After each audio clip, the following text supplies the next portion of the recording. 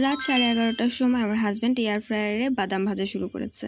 আর হ্যাঁ, এয়ার ফ্রায়ারে কিন্তু বাদাম ভাজা অনেক সুন্দর হয়। এত রাতে বাদাম ভাজার কারণ জানতে চাইলে সে বলল তার কলিগরা তার কাছে স্ন্যাক্স আইটেমের ট্রিট চেয়েছে। ট্রিট চাওয়ার কারণ হচ্ছে প্রত্যেকটা গভর্নমেন্ট ব্যাংকে ডিপ্লোমা এক্সাম হয়, ফার্স্ট পার্ট সেকেন্ড পার্ট। আমার হাজব্যান্ড ফার্স্ট পার্ট অনেক আগেই পাশ করেছে, এবার সেকেন্ড পার্টের এক্সামটা দিয়েছে, এবার পাশ করেছে। তাই সব কলিগরা মিলে এই স্ন্যাক্স আইটেমের ট্রিট চেয়েছে। তাই সে ঠিক করেছে বাসা থেকে বাদাম ভেজে নিয়ে যাবে আর বাইরে থেকে সব স্ন্যাক্স আইটেম কিনবে। আমি ভাবলাম আমি তো কেক বানাতে পারি, তাহলে আমি কেক বানিয়ে দিই, সেটা অফিসে নিয়ে যাই। আমি ঠিক করেছি 2টা ফ্লেভারের কেক বানাবো, একটা ম্যাঙ্গো ফ্লেভার আর একটা হচ্ছে লেমন ফ্লেভার। কিন্তু ফ্রিজে ডিম আছে 3টা, আমার দরকার 4টা। তাই কি করা, সেই রাতেই ডিম আনতে চলে গেল। তারপরে এই যে ডিম আনার পর কেক বানানো শুরু করলাম। সেই কেক বানাতে বানাতে বেজে গেছে রাত 1টা। তারপর রাতের বেলাতেই তাড়াহুড়ো করে কেক বানানো শেষ করলাম।